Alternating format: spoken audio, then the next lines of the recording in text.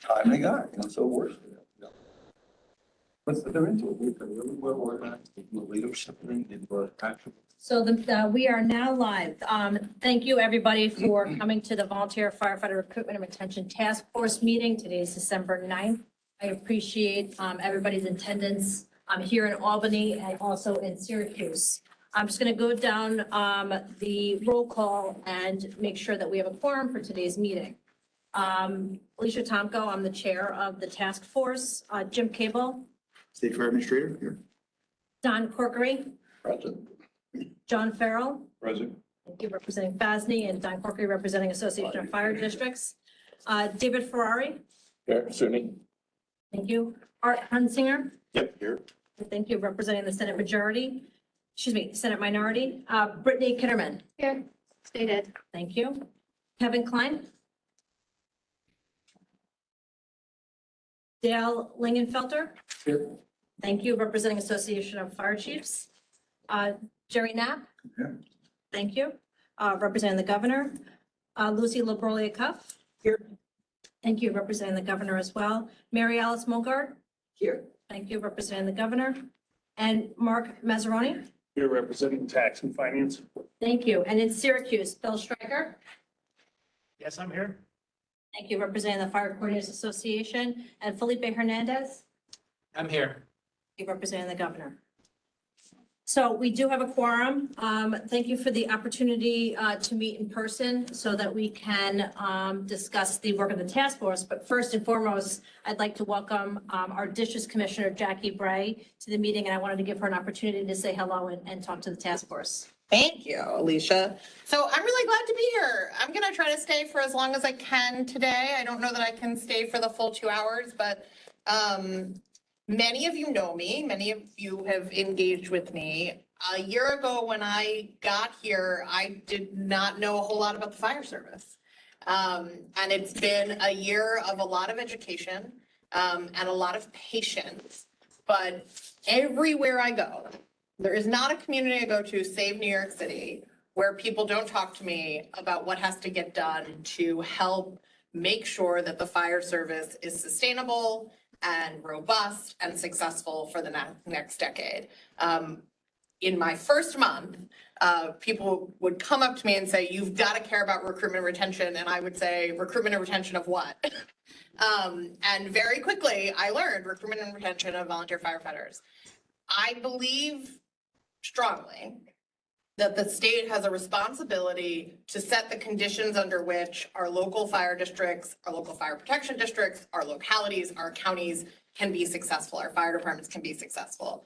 It's not our job to know everything. It's not our job to do everything at the state, but it is definitely our job to make sure that any barriers that are out there are removed, that any resources that don't exist now that would substantively change the experience of local fire departments are gotten, and that we are open and willing to change and open and willing to do the hard work of putting the fire service back on a track that in the next decade it can be sustainable. And so I'm excited I've read the draft report. I'm excited to hear from everyone. I'm excited for the conversation. Several of you have heard me say this, but despite the fact that I didn't know a whole lot about the fire service when I showed up, I do have a black belt in bureaucracy. And so I can be and want to be very effective on your behalf getting stuff done. And what is great, I hope, about this task force is that you have real ideas and substantive ideas about what has to get done to make a difference out there and for the volunteer fire service. And I'm a partner in carrying those batons forward and figuring out how we finally break through on a few of these issues. And that's it. That's what I got. Thank you, Commissioner. Thank you, Alicia.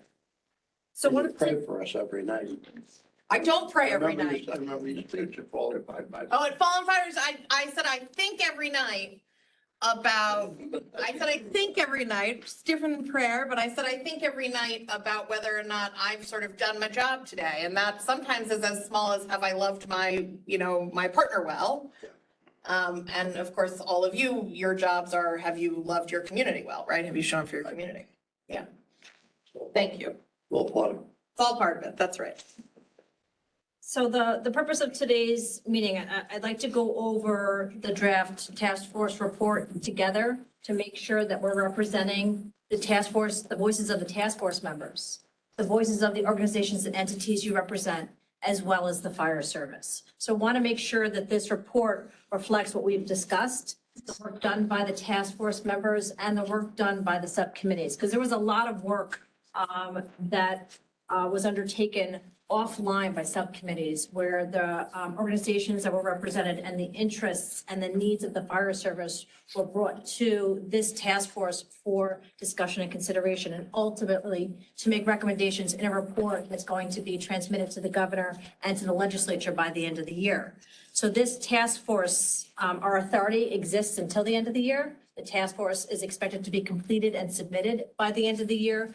So there's work that needs to be done to make sure that we produce a strong report with good recommendations that we hope to implement in the near future. So thank you for reviewing the task force report. I know that it was shared with members earlier this week. I wish that there was more time in advance of this meeting, but I hope everyone had an opportunity to review the task force report. The one thing that I'll flag that I still need to do is add the chapter amendment that allowed for this task force to continue to meet. So thank you for the advocacy, for the legislature passing and the governor signing the extension bill that allowed us to continue to meet to the end of the year and submit the report. So I'll make sure that that gets updated in the report itself. So as we started this task force, we talked about the issues that the task force was directed to study, review, and make recommendations on. So I'm just going to briefly go through those. We were responsible for reviewing, analyzing, and making recommendations on delivery methods to enhance and streamline state firefighter training to include distance learning. The second was utilization of community colleges, BOCES, and high schools to train firefighters, which includes the creation of pilot programs. The third was to look at the feasibility and necessity of creating a unit within OFPC dedicated to volunteer firefighter recruitment. The fourth was to identify and review new and existing recruitment and retention benefits, incentives, and programs. The fifth was to review and identify recruitment and retention programs utilized by other states that would be ripe for adoption in New York. And lastly, recruitment and retention of volunteers from unrepresented and at-risk populations. So the subcommittees were broken up by subject matter and brought forth to the task force research, expertise, and knowledge to allow us to put forward information in the task force report as well as recommendations. Anybody have any comments or questions thus far? Syracuse? Nope. Thank you. So I'm just going to touch on each of the topics, open it up for discussion, looking to identify whether there's any gaps or anything that's missing in the report, anything that could be added to the report, just to make sure that it's complete. So the first one that discusses the delivery methods to enhance and streamline state firefighter training to include distance learning was largely to identify what the current state fire training program does as far as delivery methods, and also to identify those areas that are appropriate for distance learning. Jim, I'm just going to kick it to you to speak to real quick as far as summarizing what's in here, and then we can talk about the recommendations. Sure. The majority of the narrative before the recommendation itself, we tried to capture how the Office of Fire Prevention Control evaluates its current delivery methods, both the content and how it's administered or provided to make sure it meets the needs of the fire service, firefighters, and that it's flexible, available, appropriate. My staff would tell you that make sure that it's effective and safe as well. And we offered examples of how the program and its delivery or courses and its delivery have evolved. So as increasingly we leverage virtual or blended learning applications where it's appropriate, recognizing that by its very nature, some firefighter training has to be done as practical skills in person, but also going beyond the virtual or blended learning and what technology offers us. how we can repackage training to make it available and flexible. So breaking larger courses down into smaller modules to either provide opportunities for firefighters to complete it in smaller bites, or in the case of the hazmat technician program, where not all firefighters need all of the content or certification for specific departments, they may need parts thereof. So by breaking up into modules, it's a better use of the members' time and can fashion it to meet their roles and responsibilities within the department. So we're trying to provide flexibility, we're trying to increase the availability and make sure that it's appropriate. Thank you. I'm just gonna go through the recommendations. The first recommendation is that OFPCs to continue to ensure courses within the state fire training program remain current, available, meaningful, and efficiently provided to facilitate the ability of volunteer firefighters to achieve core training objectives. The second is OFPC to continue to evaluate whether additional courses can be made available in a hybrid or virtual format. Up for discussion of anything that we may have missed or should be included in this. One of the toads in the road that we see all the time is we'll have a new member come in and we say firefighter one is, what was it, Jim, 120 hours now, and they leave. So I'm all for training. You know, I think OFC does a great job. I taught for them for 12 years, so I think I understand it. Is there any possibility we could phase firefighter one like we've done with hazmat, which has turned out to be great? Like in Rockland County, we have a hazmat team, we have paramedics. So we need firemen. We don't need, you know, entry-level hazmat guy or entry-level first aid guy. So is there any possibility we could look So at that? it does provide another example, Jerry, of where we had to balance, I feel we have to balance the minimum requirements for the job. That we have legitimate concern about use of members' time, volunteer firefighters' time, that the training is appropriate and necessary, but no more. And unfortunately, sometimes that drives us to shoot to the minimum, but I have to make sure that the minimum is met. So to do that, we did repackage the Firefighter One curriculum into two pieces. Now, traditionally, and you remember the basic, intermediate, and advanced, the way the content was laid out, it did not always, well, let me just say previous versions of courses, it always lend itself well that if I completed the content for an exterior firefighter that then decided, well, I want to go on and be interior, we couldn't always provide 1-for-1 credit with the time the training was done. So there was redundancy built in. It required extra time on their part to take the course, extra time on our part to instruct the training. So we revamped that in the latest version of the course, and now basic exterior fire operations, that training required for an exterior firefighter, which includes hazmat ops, is about 8 to 9 hours. It's a big bite, but if they complete that and then decide, you know what, I think I can go on and progress to being an interior firefighter, and they're straight into the other program. There's no redundancy, we've reduced the overlap. So at least we're making the investment of the time that is required to meet that minimum requirements of Firefighter One. At least we're maximizing it, we're providing flexibility to meet it. So we have done that, not to the extent of fire officer, hazmat tech, we broke it down into 5 modules, but we're trying to align it with those core roles and responsibilities of exterior and interior firefighter. And we do offer the blended format, which provides a little bit, allows some of the classroom to be done blended. I mean, I agree with you. It's just, you know, you can't send a guy out half trained. I mean, you just can't do that either. And that's, I mean, it's one of the inherent stresses about the process, right? We want to make sure that we're using the members' time and our instructors' time as well as we can, but we do have to meet the minimum objectives to do a job. And I agree with that, but I also agree with Jerry. Even in my recruitment efforts in my county, that's the biggest problem, the time concern when we talk to them about PFO and IFO. And that's one of the crunches, no matter how you want to look at it, that is an issue with recruitment in general right now.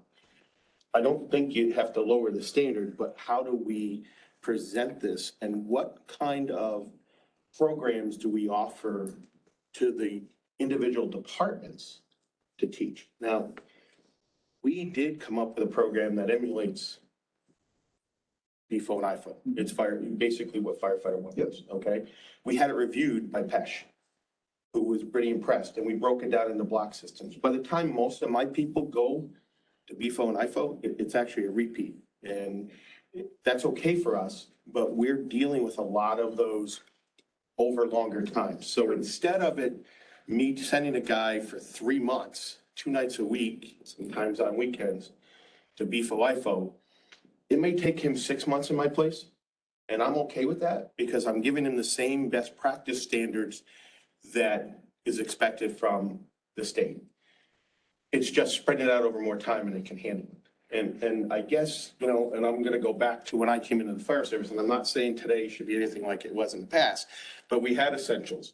And you had initial fire attack, and you took those in stages, and each stage was a different level, just like you're talking about. Sure. Basic, intermediate, advanced.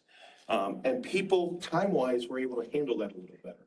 I'm just looking at saying, what can we do from a training standpoint that doesn't lower the level of standards of training, but give people more time to do that? And what do we do, or what can we offer back at the local level? Sure. At a county or even department level to say, you need to do this, like the skills practices now in BFO. Yeah. I know we're required to spend some time with our people to get them through those skills to move forward. Yeah. And that makes a lot of sense to me, because it puts it back on us too, that we're more involved with these people, getting them through the training, and we know where they are. So I guess, and I support where you're coming from, believe me, but I'm with Jerry on this, is that that's the biggest problem. When we tell people they're gonna have to go take that in 2 years, it starts to turn them off onto whether or not they want to do this. Yep. And we've been lucky. We get them in, we get them through our program, and then most of them, even though we have said, you don't have to take it anymore in 2 years, most of them wind up going to it. They figure out that time after the couple of years. So I'm just saying, where's the compromise to make this all work and help with recruiting in this day and age? Arthur, what county are you from? Just so- Saratoga. So I'll offer a couple different things, and there's 2 or 2.5 points to what you brought up that are of interest and that I agree with. Provide the flexibility that we can.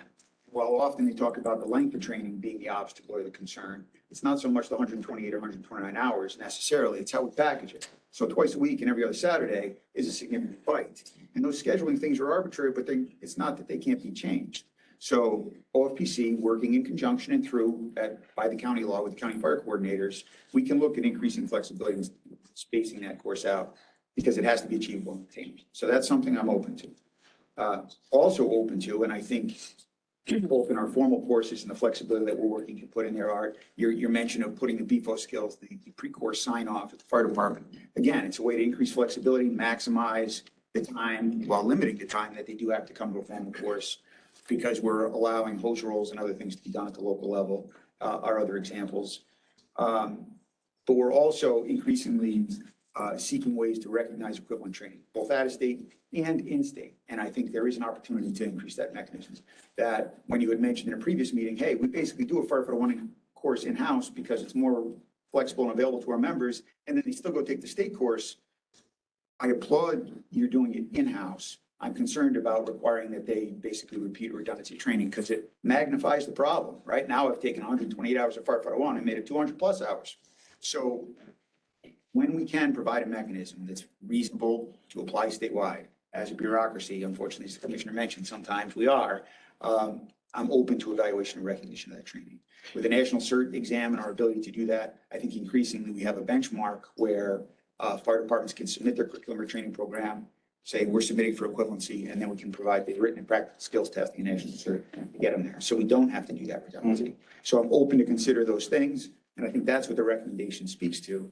And the fire service has a right to hold me accountable to do, say, no, that's the ongoing thing. And I like the breakdown of the, I'm just curious, would offering the same course over a longer period of time solve some of this problem? my opinion is yes, absolutely. Yeah. Absolutely. And because I see that in my own. And you're right about the redundancy, but you want to know what I've heard back from instructors? When my people wind up going to those courses, they're so well prepared, they move right along. There are departments that you're in a month and they're sending them to BFO. Yeah. These guys don't even know what a Scott Air Pack is. And That's a big problem. it is a huge problem in my mind. We have that You're now issue putting in people Westchester in- a lot. And your instructors are now having to spend more time on the basics than they can to get people just through the Well, program. and the departments that have those good programs, those in-house programs to prepare them for the class, those students end up getting a lot of time wasted because of the ones that aren't prepared. You're always teaching to the lowest common denominator. So, and we always try to talk to the chiefs in Westchester about that, and a lot of the chiefs would say, no, that's your job to teach them. Right. This is It's ours. This is your member, we're just teaching them, it's your member to invest in, and some organizations don't feel that way. I agree. And I do applaud the fact that you changed the firefighter one to BFO, and I give it, I get that. But now you're still looking at 89 hours of BFO. Is there another phase of that, they can take? Then they've got a break and they can either go right into it or take some time because family and then get into the next class within whatever the time frame is. I'm just saying that to me, it's, besides leadership, it's one of the biggest issues I face with recruits. Yeah, understood. And those are things I'm speaking about, making it available, flexible, and I'm happy to have the conversation. We'll continue to work together going forward with local fire departments, with the associations, to figure out how we can best use everybody's time to make sure that firefighters are trained. And I think that is kind of what we're speaking to or trying to speak to in the record. And again, I'm not saying that this is wrong, but when I went through training, I didn't have to take things in order. So I didn't have to take firefighter 1 before I could take line officer training. It was all in honesty. Before I ever took essentials, I took line officer training and then I wound up essential because of my schedule, okay? Don't take it as a negative, but I'm just saying, for me, some people would take the other classes while they were still going through our program and then, in order to advance, some people are forced to, and rightfully so, take BFO, IFO first before they can take any other state course. So our thing is, yes, it is duplication, but if I have a person that takes 8 months to get through, and then a year later they take that because they want to take other state courses, I'm okay with that because I've given them the time to also become familiar with the fire service and us and see if they really want to do this. Is this for you? Yeah, and I think that's all part of the larger discussion, recognizing there aren't one-size-fits-all solutions for the state, recognizing that there are firefighters where the stretched out course better meets their needs or allows them a better, let's say, work-life balance, right? High school, college kids, it's great for them. I get it. They just eat that up. Yeah, and then there are others that like the 2-week or 3-week approach in the summer when we've offered that too. So I'm open to explore any of those things that allows us to meet the objective in an effective and flexible way. So happy to continue the conversation, Art, and input. That's one of the best parts of the task force is just identifying areas of common concern and identifying common solutions. So I think our effort in including those recommendations is to try to indicate that we're open to that and we recognize our obligation to do that for us to be successful as well as in the fire service.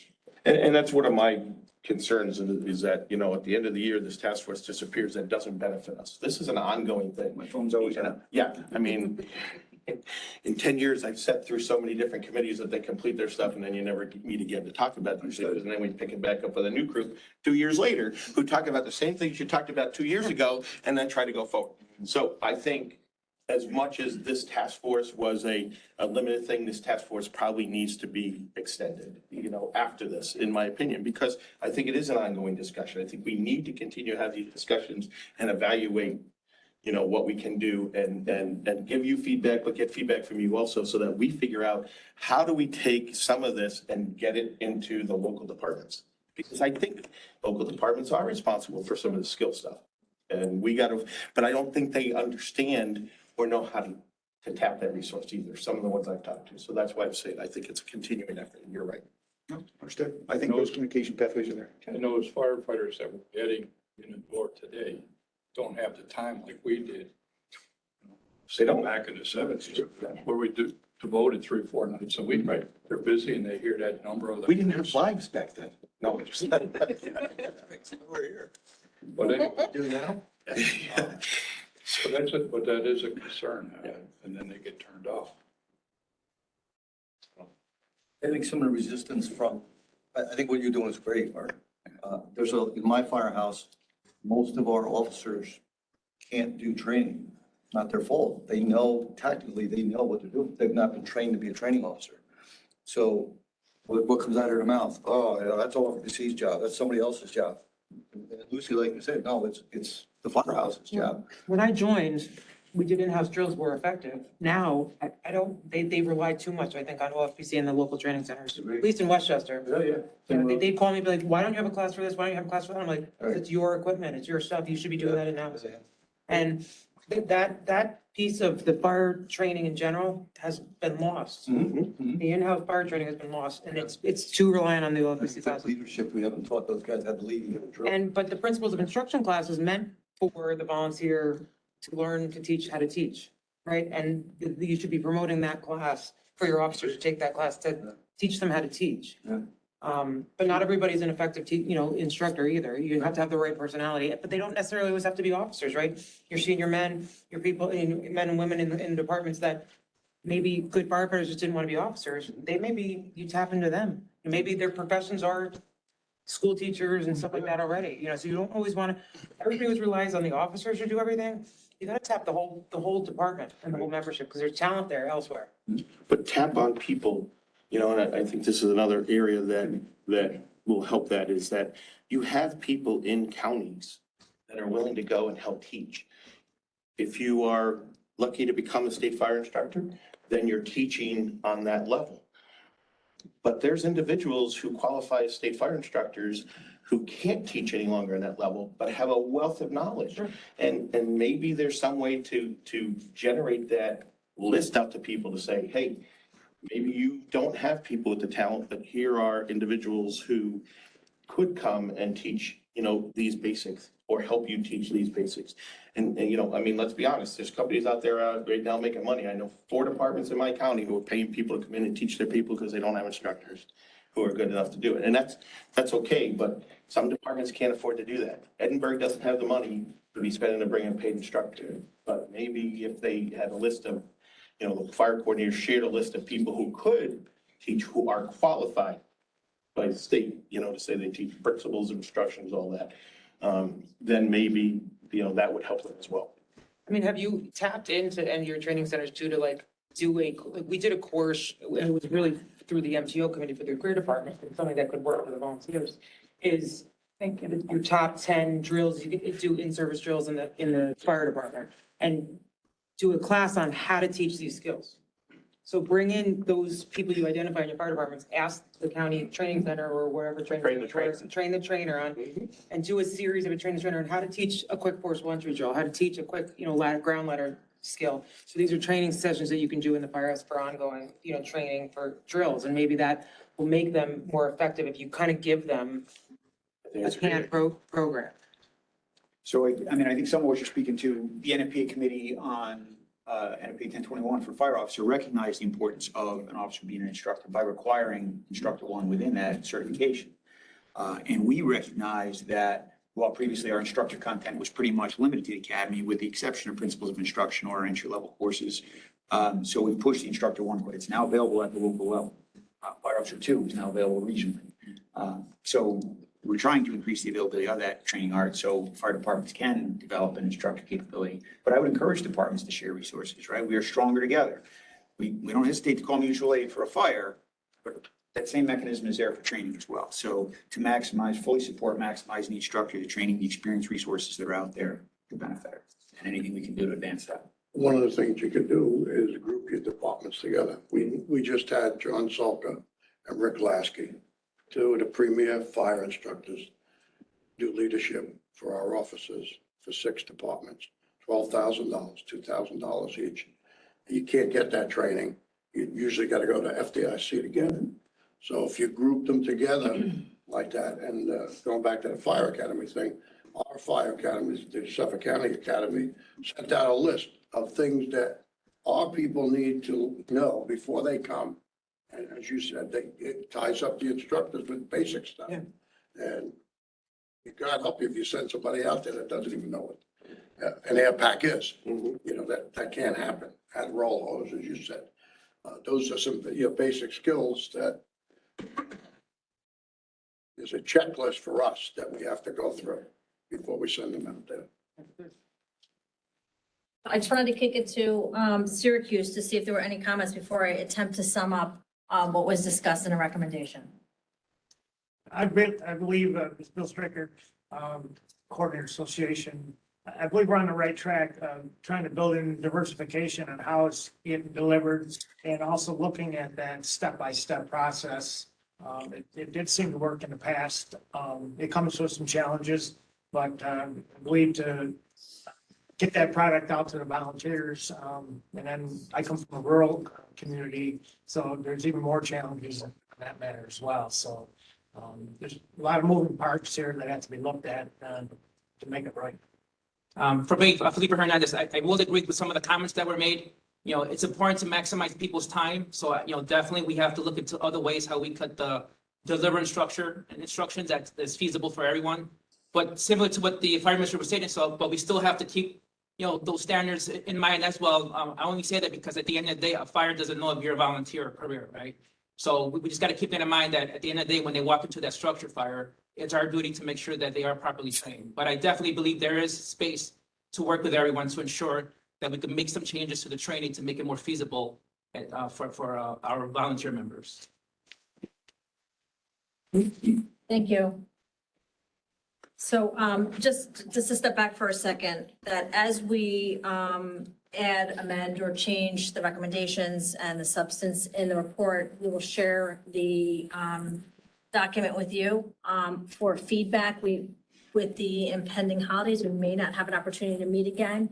But I have the pen and I'll be the source of contact for you, or Jim Cable as well, so that we can make sure that we are properly addressing and covering and reflecting what's discussed here today. So what I'm hearing is the need to either amend the existing recommendation or add one, I believe, to ensure that that OFPC is working with the associations and fire departments to ensure flexibility in training methods and deliveries to meet the needs of firefighters, as well as working with, again, the associations, because I think when and fire departments regarding building out local training resources, skills, and capabilities. Does that hit the mark? You want to add something about timelines? There was you could add in there explicitly that we need to look at whether or not we can provide training over different timelines. I was just going to say that. Yes. Time is a critical factor. Jerry started off. The time is this is such a huge nutshell, this recommendation. It's a lot. So it, Probably a report itself, but, right? You're right. But there's a time. The first, you got to the second. and I think we all appreciate the timeline of this task force, where it's a lot, Yeah. take on a lot to review, understanding the complexity and the magnitude of what we're talking about and the implications that there needs to be action and investment by the state, by our fire service organizations, by fire departments, by our localities. So I think it's not, and as we will go through this, and as we've discussed in the past, there is not one answer. So I think that, bringing this together to allow us to work towards implementation will go far to supporting the fire service. The next topic to discuss is utilizing our community colleges, BOCE programs, accreditation of high school programs. So a big thank you to our education partners at State Ed and SUNY for being part of this discussion, and also on the other end as part of rollout and implementation. The task force looked at the benefits of engaging high school students, the next generation of firefighters, both as informative, but also engagement of working with them to train them at the high school level, where they're going to get school credit and also firefighting training and or credit. So there are options to do that, either, a program where it meets the standards, or a program where it's an opportunity for equivalency. So we also discussed the need to share information as it pertains to the equivalency process that OFPC goes through when reviewing training outside the state fire training program, to make sure that firefighters get credit, as well as recognizing the training they took to then advance to other training opportunities. So we looked at that program both at the high school level and at the college level. Working with State Ed and our State Ed partners on promoting high school training programs is something that would require additional work, additional conversation. There are pilots and models to look to, successes at the local level that we could build off of, as well as community college programs. We talk about firefighter training in terms of fire science programs, but I think that there was a desire to look at it really more as a practical training program, as much as an educational training program. So how do you get both credit in the college arena, as well as state fire credit or firefighter training credit? So the recommendations are for OFPC to work with state ed to promote the delivery of firefighter training through the state fire training program or high school or BOCES program deliveries with equivalency. So those two programs, when we say promote the delivery, it's also to develop guidance of how to work with your local schools to roll these programs out. So a little bit more of a hands-on guide it's going to be education and practical as well. And the second recommendation is promote and support state ed accreditation of high school level introduction to fire science courses to increase awareness of the volunteer fire service and career opportunities in the fire service. So bringing awareness at the high school level of opportunities to have a career in the fire service, whether volunteer or paid. And the next recommendation is to provide and maintain a mechanism for students to receive college credit upon completion of a state fire training program, or allowing the college, so it's either directly with the student or directly with the college. And this may require engagement with the college association, accrediting associations. So looking to work with our SUNY partners and others to see if this is a viable option. And lastly, OFPC to work with SUNY to collaborate on establishing equivalency programs at the SUNY level. So I'm going to ask that the task force discuss this. Is there anything missing? Did we cover what was discussed both at the task force meetings and at the subcommittee? Brittany? Yeah, I would just say that I noticed within the report, it was referencing like NICET accredited programs. They're not referred to as accredited.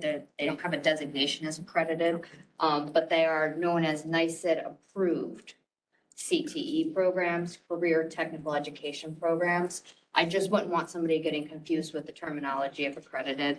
So for that second recommendation there, I kind of just scribbled around with promote and support high school level fire science courses to increase awareness. And it is recommended that they be NICET approved CTE programs, because that's something we had talked about in the subcommittee. Thank you. I may reach out just to make sure that we have the proper terminology before the report goes live. So thank you. Well, I have a follow-up question then, and I'm sure you can help me with it. I just brought a 15-year-old into our program, our department. He was sworn in on Monday night, and the first thing he asked me, of course, is, how soon could he begin doing the fire things?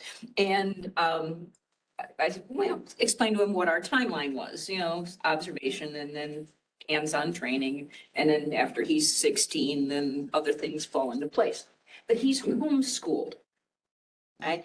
And his mother was incredibly excited because she could then use some of the things that he's going to learn in his fire service training as part of his documentation of his educational progress in the homeschool program. So I was wondering whether any of that has been taken into consideration for our young people who are not in a formal high school program, and as to if we could look to the homeschool model for some information or additional data.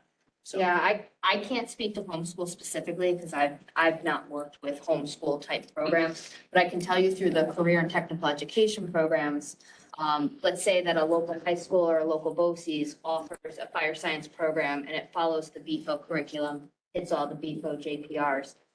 As that student is progressing through that program, they are earning high school credit for the content. And depending on how it's being taught and the content, it can either be used as elective credit or possibly even science credit, depending on what the content is and how it's structured and who's teaching. So I can't speak to homeschool, but I can say that through a CTE approved program, students are able to earn credits towards what they need to graduate at their high school diploma. All right, thank you. I just heard Sullivan is putting in a fire science program with their BOCES class starting in the spring. And that leads me to think all our recommendations are great, but let's measure the results. I don't know how we go about doing each one. But there has to be measurable results or else this is all for naught. I can kind of help with how to measure that. So if it is That's what I was done, gonna say. yeah, if it is done as a nice and approved program, which schools do not have to, and we talked about this in length in the subcommittee because there's a little bit of difference. We collect data on the number of students entering that program, the number of students exiting that program, and there is an exiting test that students take in an approved program to see if they've achieved proficiency in that career area. So there is data available for those types of programs. Now, if a school wants to have a local curriculum, we won't know that necessarily because students aren't earning what's called a technical endorsement through that. But there are some data points. I've had quite a few schools start reaching out to me with interest about being able to do BEPA specifically because the feedback is we get students interested, but then they have to go sit through that again. They don't want to. So let's try and work with getting them credit. So our subcommittee did a great job outlining the JPRs, the chapters in the essentials book. And so there are quite a few schools right now going through and writing curriculum maps to align to those JPRs so that they can be submitted for equivalency. But it's starting to take off. And that makes sense, you know, because the whole idea is if we're getting them to get it in high school or in BOCES, we want them to be able to have certification from the state saying that they took a state program. If everybody's running their own little program, then it doesn't necessarily meet. You're not gonna track. Yeah, they're not gonna, you know, they're gonna think, I already took this, why am I gonna go get the certificate? And I think that, Lucy, you guys run a BOCES program in Westchester, don't you? No. Oh, I thought We somebody were said. trying to start, so the high schools, I don't know if it's statewide, but the high schools in Westchester have like an internship program in the spring. And several fire departments approached us to run one during that internship program. You know, because they've had, you know, inquiries from the high schools to do an internship with the local fire department. So they had asked us. So were they just ride along with them type of thing? They were, but the fire department said, First credit? well, they do actually a working internship, so a lot of them actually go into businesses, but some of them wanted to choose the fire service. Some go to a career department, but, you know, in those areas, but some of them with the volunteers wanted to do volunteers. So a group of volunteer fire chiefs had this idea of, can we work with the county training center to put a class together, which I thought was a terrific idea because they're members of the department already. You know, we told them they'd have to be members of the department already, you know, to do it, but we would try to, you know, put a class, like a 3-week class together to do it. But really, we figured BEPA would be really the only class we could pull off because they do have to, like, we're not responsible for them, the fire department is. So, you know, our instructors aren't going to be their advisor, but they are still going to try to, I'm not with the county anymore, obviously, but they are still going to try to pull it off for the spring. But with the BOCES program, I was going to ask that, are they members of a department before taking that training? Well, that's part of what we discussed in the subcommittee was with regard to insurance coverages and Yeah. liabilities. Since Well, they it's the took that. gear and, you know, who supplies the gear. who There's a supplies- very successful road BOCES program down, I want to say it's Dutchess County has one that does beef. Actually, I think they get the whole Firefighter 1 series there. But yeah, so those students in that BOCES, I believe they're all members of local departments. That's kind of the policy that they've adopted with it. But that was part of the discussion that we had in the subcommittee, was what are the, like, is there going to be an age restriction? Because when you look at a high school program, sometimes seniors are 16 years old. When they start senior year, they turn 17. So if you're going to have an age requirement of 16, 17 years old, you kind of block out some students because a traditional BOCES program typically starts in a student's junior year when they may only be 15 or 16 years old. So in the recommendations we had created in the subcommittee, the age requirement was going to be based on the school, what they're doing, because to put a 16 or 17 age requirement on it would lock out quite a few students. But I think with your example, if there's local high schools down in your area, there's nobody I'm aware of on Long Island with an approved CTE program right now. So that would be an instance of where they're doing it on their own and locally, and that's great and awesome, and they can absolutely do it. The programs that I'm talking about actually result in what's called a technical endorsement, which is an additional seal on a student's high school diploma. And they're programs that have been reviewed by state ed to ensure that they meet credit requirements, they align to the career sector, and they're actually required to have articulations with the post-secondary. So it ensures that a student going through that program not only gets high school credit, but gets college credit for that content as well. So it is a bit of a lift for schools and BOCES to be able to get those programs going. But once they do, they're very valuable to students. Because it opens up a lot of pathways for them. Well, and it also gets them some pre-college, if they're gonna go into fire science, which is why I'm not sure fire science is the right topic when you get at that level, more than taking the Firefighter 1 curriculum and bringing it into that. And then if they want to go into the career, they go and they take all the fire science courses wherever nowadays. I know in my county right now, Clifton Park did a pilot EMT program in the high school, and they had 7 candidates who have all successfully passed. And it encouraged me to think that if they can do it with the EMT program, why can't we do it in the high school with, Firefighter 1? Yes. And that's where I want to see us start to move in my county. But I want it to be approved so that these kids are getting credit in school. But at the same time, if they do want to move on to a fire science program, they already have some free. So I'm encouraged by the fact that, and I know in my county, there's some discussion about BOCES is now looking at maybe not in the spring, but next year, doing something. But, whether it's at the high school level or the BOCES level, so we can include all of the schools in our county, I just look to see something go in that direction, because I do think it would be very beneficial to us, but also to these kids. Yep, no, I'll offer that, recognizing there have been legacy programs out there in the Hudson Valley and elsewhere through BOCES, and increasing interest in that. And because of a contact from the Greece Central School District in Monroe County, we recognized that instead of a one-off working with Greece directly, who had reached out to us, that we could provide a mechanism for high schools, BOCES, a standard path, one of 2 ways, either within the state fire training program, where all the students are firefighters and therefore have insurance coverage, PPE, and things provided by the fire department, or outside the state fire training program within the school, where the school would coordinate provision of those things or coverage of those things as they would for their students, and then deal with it with the equivalency process. So we have a mechanism starting with BFO, so we can get that done. So I would certainly encourage in any of your areas where there's that interest to contact us, because we are working to refine and provide that mechanism, and then provide a standardized statewide option for school districts. And I think that could be a huge benefit right now. Like I said, I'm very encouraged by the fact that 7 kids took the EMT program at Shenandoah, and they, but there are kids in there that are interested in the fire service too. I know they are. So what can we do to get us into the school doing the same type of program using BFO and IFO? If there's local interest, at least we're helping support that way.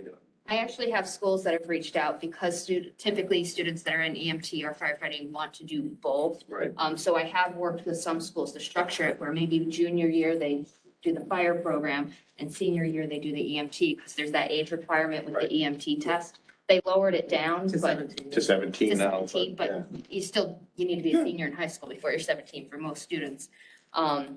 So I do have some schools where students are completing 2 approved programs. They'll do an EMT and they'll do a fire, and it's a great way for them to come out with employable skills. I am the person at State Ed who reviews fire science programs, so I'd like you to share my name and information with your schools if you know they're interested, and I'd be happy to meet with them. Let me ask you a question though. How many of you guys feel that like high school students are the future of your fire service? Or do they graduate college and move out of your area? So like in Westchester, they can't afford, once they're done, they can't afford to live there and they move out. Right. So like the high school really in Westchester, like my permit, is not the target audience. It's the 30-something-year-olds that just moved in. Out of New York City, just moved into the town, didn't even think their fire service was volunteer because they come out of New York City. And then you get those people who go, oh, really? Oh, maybe I'll be interested. Like that is because the people bought a house, they're invested in the community. At the high school, really, they leave. They volunteer and they're very good for 5 or 6 years, but they're gone. You don't get the 20, 30-year membership like. In the more rural areas, it's the opposite. It's the opposite. They are much more likely to stay local and not go off to college. We've had 1 or 2 that have graduated and gone off. one of them has come back because they just don't like going to the city. They don't like going to Westchester, or they don't even want to go as far as Syracuse. If they're more small town kids, they're more likely to stay.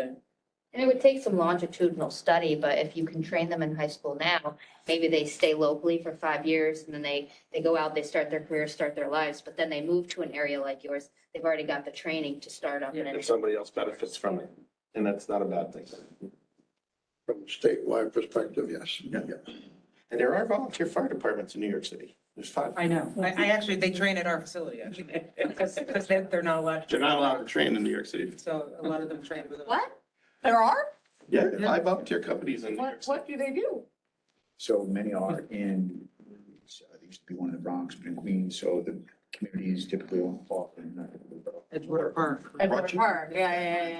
Broad channels. Broad channel. The little communities that shut down, like they'll shut down one day a year just to prove that they're not all New York City. Okay. Yes, one fire, one. Yeah, they really like protecting. Learn something new every We day. did a firefighter one for that. a few years ago. Well then. But here's another thought, just as we're going down the road here, and I don't want to lose the thought. A lot of bills have sunshine clauses that they revisit. Maybe we can look at that, say 6 months. You mentioned it before, I think, Alicia, you mentioned it. That we're done as of the 31st, so we all wash our hands, we go home, and that's it. So a lawyer by training and a career, the law says. That being said, I do want to represent that we have other members that weren't able to be here today that asked that the task force be able to meet to see some of these recommendations forward. So my response was, we do sunset on by the end of the year, but I think we all have involvement in the fire service, represent the fire service. And I see the recommendations being further discussed and implemented in our current roles, not necessarily the task force per se. So I know that that may be up for discussion in the future, but I can just only answer where we are today. Yeah, I didn't know if we wanted to add that somewhere at the end, that But I would the say too committee that feels strongly that. we do have a fire service advisory council, which many of the associations that are represented today have representation on. And we meet and we're statutorily required to meet annually to provide advice and guidance and input from the fire service to the Office of Fire Prevention Control, to the state fire administrator. So But what you've done here is brought in entities from not just the organizations, which is great because we're members of the organizations, but from other entities that are involved in what we're trying to bring forward. And I get what you're saying, but also, I also look at this and I've had these conversations with my own senator because people from individual departments have gotten him pitching ideas. And I have had to say to him, Jim, you need to wait until the task force finishes before you go charging in with these ideas, because it's not going to help if we have 1,000 ideas going in and 1,000 ideas trying to be developed. That's what's going to cause failure with this trying to go forward and do something positive. It's got to be within a group effort of the organizations and the outside partners coming in together and trying to move this forward. And that's why on December 31st at midnight, I don't want to see this fail, because I think this task force did put a lot of work into this. There's been a lot of To investment. work on driving. And I think that the representation on the task force Sorry, Jim, I- is a proven success in showing, just even the discussion on educational programs, it shows the diversity of the fire service, that what may work on Long Island or Westchester may not work in the Southern Tier or the North Country. So allowing for the flexibility and recognizing the needs across the state of how to better support the fire service recruitment and retention efforts doesn't just come down to doing it one way. The one thing, Brittany, I'd like to just make sure that we add is maybe some data into the report. If we do have some measurable data that could show, here's the successes of those who entered the program and those who exited the program. I think being able to show that they volunteered for so many years, that would be ideal. I don't know that we I won't have, That's I hard. don't have that kind of, that would be multiple regression type data we don't have. Because we don't track between once they exit the program at the high school and what the specific career is that they move into. We see, are they employed, but it's not specific necessarily in that career area. It will be a very small sample size for But I right wonder now. if data from like the Nassau County Fire Training Center, who takes what's not called explorers down there, called junior firefighters who start at 15 and above and show the progression. Because when I was down there doing video, there was a number of people came in that at 15 who now at 21 are officers in those departments. And that kind of data, and they're structured like school, but it's just fire school, you know? And data from there and Suffolk County might help. Buffalo, Erie County, I know I visited out there. I mean, you know, I'll work to see if I can get you some, but I think that data would help because it is an organized, you know, like it would be for a school program to show what the progression is because these kids had the opportunity to go and start learning early. Yeah, I can pull our data for the existing high school programs. I just wouldn't be able to do like Where are they now? a recent, like a study in whether or not it actually got them to point B. Because I don't have the point B data to compare it to. And so just please know that under the leadership of Commissioner Bry and State Fire Administrator Cable, the Division of Homeland Security and Emergency Services is just starting. So this is something that's important. It's a mission. It is a priority for the agency to continue the conversation and implement changes. So I'll allow you to speak to that for a second, but. Well, yeah, I mean, I'm never somewhere for an hour, in terms of my time and stuff. So, yeah, no, I mean, we will find if it's not the task force, and I can't speak to whether or not the task force can extend or, you know, but we will find ways to continue the work and to continue the engagement. I'm really serious about the fact that I think we can get some stuff done here. I'm quite focused on it and quite hopeful that we're gonna get some tangible change and tangible resource over the next couple of years. I think we have a real opportunity. I think that although I haven't been around for a decade in this world, my sense of it is that people are far more open to change in the last couple of years than they were maybe 10 years ago. And, you know, certainly the governor has a lot of love and respect for the fire service, and we're very focused. It is very high on my priority list. Would it be possible to create like an informal networking group out of us, or like a way for us to share each other's contact information so that like if I have a question about a program and or like I have a school who wants to create a program in Saratoga County, can I put them in contact with you to get some help with that? Like if we could share each other's information just to continue the work after the 31st. Yeah, I don't think we can lose this, you know, where we are. That's my point. And I agree. you said it before, I'm just bringing it up. And Sometimes email isn't the most effective. yeah, well, like I said, I would like to follow up with you and down the road. I want to hear what Sullivan's doing. I want to see what's going on. We know what we got down there. But to Commissioner Bray's point, and I always have, you know, between singing and the car on the way up, I have these visions, and I said, do our friends in government. We don't say politicians. Yeah. I invented this. I'm not We about invented this. We call our friends in Friends in government. government, okay. Because I'm Take gonna it. pick their pocket sooner or later, so we might as well be nice. I understand where To the our check was. friends in government, and FASD does this great, because they have a report of what the savings are, what the volunteer fire. I've read the report. I've read the press release of the report, the actual. And report. does everybody know that, what it means? Now, to me, and Yeah. Commissioner, like you said, you're saying, well, I never thought about the volunteer force. To me, we are the National Guard, first response here.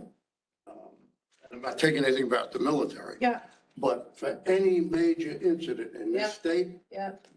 we go first. Yeah, On every incident in this state, we go first. And that is what we need to project to our friends in government. yeah. I got no problem doing that. I'll take Lucy I'll take Sherry with me, we'll take you, and we can make that. Well, Lucy's now one of your friends in government, Yeah. but, Yeah. Well, you understand where I'm going. I do understand where you're going. I don't have a filter, so I. You don't have to, yeah. Right, you won't be, that's why we're gonna get along. I really believe, I'm not bullshitting you, and there are a lot of things that could be my priority. This is one of my really main top 3, 4 priorities because I think that we cannot let the volunteer fire service fail, period. Yes. Both from the perspective of we just can't from a safety perspective and from the perspective of if we were to do that, the type of resources it would then take to provide the service that is provided would raise people's property taxes in such ways that it would be untenable, right? And so we have to find solutions and we're gonna have to be willing to make the changes, both friends in government and at the local departments are gonna both have to make the changes necessary to put this, to stabilize the platform, right? To stabilize what's happening out there. But we're really committed to it.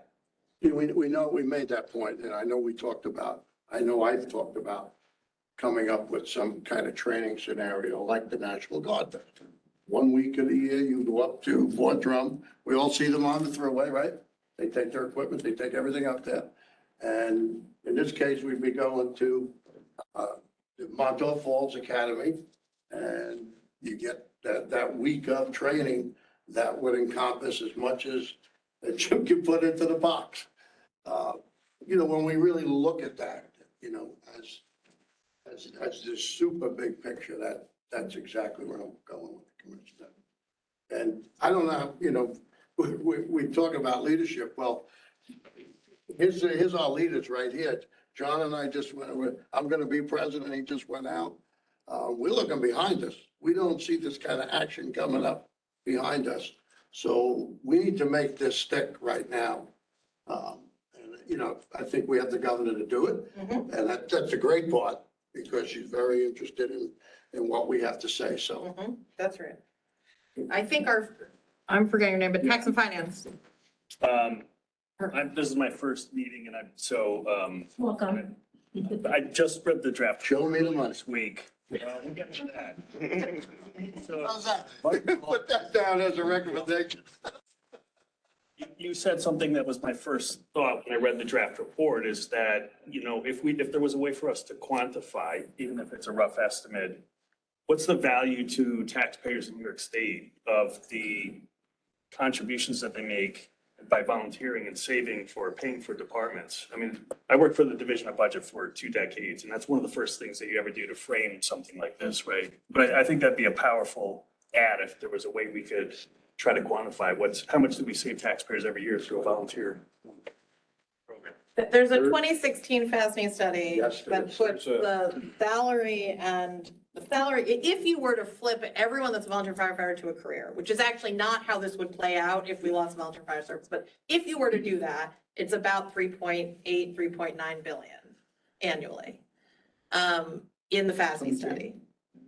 There are no knock on the FASNY study, it's a very good study. There are challenges here, right? There are, sort of what you would need for your career versus volunteer, all of that stuff, but it's billions. It would be a cost to the state or really a cost to localities in the billions annually. John, did I get that right? Is that Well, fair? just so everybody's aware, maybe about a year ago, FASB approved to have another study done. Oh. That study is about maybe 6 weeks out. Oh, good. It's going to be broken down in our elected official, what their districts, volunteer, Fantastic. all broken right down Yeah, to the penny. Smart. So as soon as that gets done and President Taste releases it, I'll make sure that everybody gets a copy. I'll go through with the chief here, so it gets out, so you have a chance to look at it. The only thing I will say, Jim, as well, I know you have a state fire board, and maybe my feeling, what we've done here for a year, is once changes are made, then we certainly need to look back. And maybe you do have some good representation on that board. I know past years there wasn't too many meetings. This might give them something to really zero in on. But I think the people around this table should continue to work together as we move forward. I know myself, besides being involved with FASNY, being quiet coordinator, director of emergency service for Greene County, I can tell you today that my fire service, they're responding, but they know we can't continue to work the way we're working every day. It's critical as far as I'm concerned. So we need to, hopefully, I'm a big supporter of the schools, and George Keeler and Columbia and I are working together to try to push that. There is, I agree with the fact of, out of the next generation doesn't do stay in Columbia and Greene counties. I also agree loosely with you. People are coming up 34, 35 to get out of the city with all, everything going on. It's a great, but that is happening in my jurisdiction. But training, it's, I'm glad I've had conversations with Jim many times. And yes, we can't reduce that training, but we have to move forward to change how we're doing it. Because the next generation is coming in. As the glad are so busy, but they are. I'll give you so much. It's a problem that's facing us. Thanks, John, and thanks, Mark. So we'll look to work with that and see if we can get numbers. Commissioner, I'd like to thank you for. I'm running away. Yeah, you've joined, the. I will try. If I can jump back down before you all go, I will try to jump back down. But thank you for your interest, your involvement, and advancing the issues of the task force and the Yes, fire thank service you. on Thank recruitment. me running away. Thank you. Thanks, guys. Nice to see you guys. We won't take it that we scared you away. You didn't scare me away. By the way, over an hour, the commissioner is saying a lot, so thank you very much. Thank you. So we're going to move on to the next recommendation. I'm going to start talking faster so we can cover all the, and I'm going to go to my Long Island roots and talk really fast. So next. Wow. The next recommendation is the feasibility and necessity of creating a unit with an OPC dedicated to volunteer firefighter recruitment and retention. Jim, I'm going to sum this up real quick. So a large part of the discussion was focused on leadership. And if you look at the report, we took out leadership from this section because it is so important and so critical. And I think it was an underlying theme in almost everything we talked about. Good leaders are going to lead to retention. So it's really important that both OFPC and the fire service invest in leadership, whether it's through forums, training, skills. So there's a recognition, and we'll talk about it. So when looking at the need to dedicate a unit within OFPC, I'll kind of look at Mark and his other job. It's hard for this task force to say we need a unit and there may be budgetary implications. So it's when we talk about feasibility, I spoke to Jim and asked him, is this something necessary to be able to meet the mission and expectations of what's being discussed today? Does there need to be a separate unit, or is OFPC sufficiently invested in recruitment and retention efforts, specifically leadership? Yeah, I mean, I think it speaks to our core role of the fire service, right? To be that liaison, take information, lessons learned, education, and pass that on to the fire service. It's what the position to do, preparing the fire service to meet its needs is a core mission. So I think it's just reinforcing and focusing and building on some of the evolution that we've seen. And you folks spoke about it today, the evolution from 39 hours essentials of firefighting to our current Firefighter 1 curriculum. I think we would all agree, though, Art, that we have a far better prepared firefighter that comes out of the Firefighter 1 than when you and I came out of Because EF. I don't know, 41 years and I'm still doing the same thing. Yeah, I can't totally agree. Point, right? So we continue to invest, it's evolving. We did the same with fire officer series, and that's continuing. But I think the recognition that being a fire officer is more than just operations on the fire ground, right? Leadership in the firehouse, training in the firehouse as an instructor, administration, management, and that would apply to civil officers as well. So I think it's just building out and reinforcing OPC's traditional role. So the recommendations are specific to OFPC, continuing to serve as a liaison and coordinator between traditional stakeholders related to the fire service organizations, fire departments, and other partners, whether it's state, local, municipal partners, to promote and support recruitment and retention. Also, OFPC to work with fire service organizations to develop best practices related to effective administrative practices, onboarding new members, HR, mentoring, to assist fire departments with integrating and retaining new members within their leadership. So these were themes and issues that were raised that don't seem to be addressed. No, when we talk about bringing the new firefighter on and the need for, training within, there's also does the fire department know how to administer and deal with new members for onboarding, HR related issues? So this is something where there's a gap, and the who addresses it, I'm not sure yet, I think, but it needs to be a topic of conversation.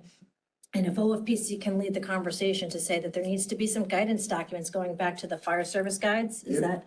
So the day of the fire service guides, that was going to help the fire departments on the how-to, it's the practical. So there's a gap there that needs to be addressed. Also, what is and isn't required, because a lot of this stuff we've talked about with regards to training, I think there's a lot of misunderstanding or misconception out there in the fire service that they feel that, like firefighter one, the state requires it, that all of our people have to have it. That's not reality. It's a local authority. It's a local decision. You know, Clifton Park would have every right to say, we're going to put them through our program and that's it. No, they wouldn't. You know, they may not be able to work up the chain and the OFPC training, but that at the end of the day, most of these are local decisions, and a lot of the locals don't understand that it is their decision. Kind of to your point about the training in Westchester, they're relying totally on OFPC or the training center. I think you all spoke to it today already, that the specific to this recommendation, OPC is certainly part of the solution, but we're not the entire solution. It can't be, and that it's going to require engagement at all levels. And, you know, even with some non-traditional stakeholders or opportunities like building and leveraging the connection with state ed to move us further down the road. But I think, like the cancer now that we deal with in the state, recruitment and retention have become a thing that somewhere there has to be a centralized person or group, because districts do stuff on recruitment and retention. FASNY does stuff on recruitment and retention. The state chiefs does stuff on, and it's all to benefit. But if I have a question now in regards to the cancer insurance, I can call Tim Graves.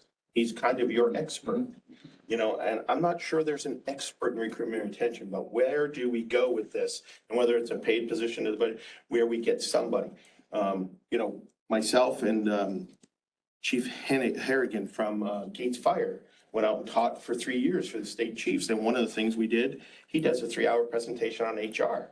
And we just had him in November for a district workshop here in Albany, because most fire departments and districts don't understand HR is an issue that you have to deal with. And you have, just like employees, they are employees.